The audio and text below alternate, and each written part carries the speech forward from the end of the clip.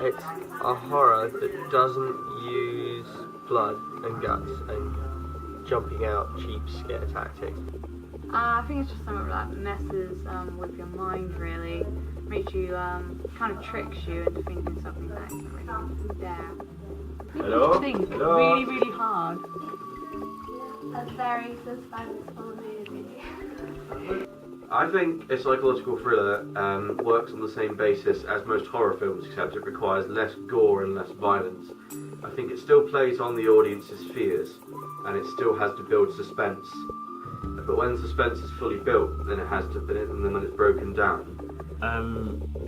It's sort of like it's scary, but it's like sometimes it's all been like scary, and I think it like has it's meant to have a huge impact. Plays on deeper fears like abandonment and like real emotional fears rather than I'm scared of spiders or heights. It's like real deep down scary stuff. The story writing has to be extremely clever for one, because you have to like not mislead the audience, but you have to not reassure the audience the entire time what's reality and what isn't. It's a thriller that makes you think and surprises you because you try to work something out.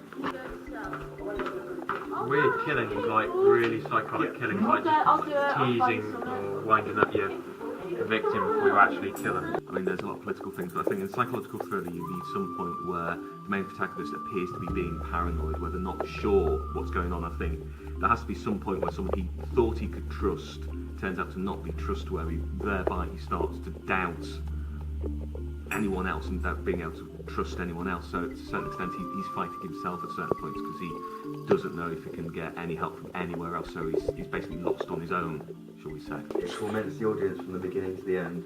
Some films like if you go watch it, make your mind go crazy a bit, like Fourth Kind or Paranormal, something like that. Baseline importance is you have to make sure you do the story correctly. I think unexplainable normally. Anything that's just weird and you kind of leave ambiguous.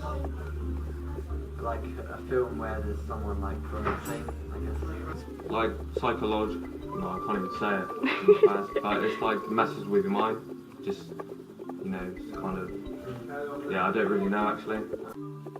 In my opinion, a psychological thriller is a subgenre of thriller that might encroach on horror just a little bit, but focuses on plot rather than characters.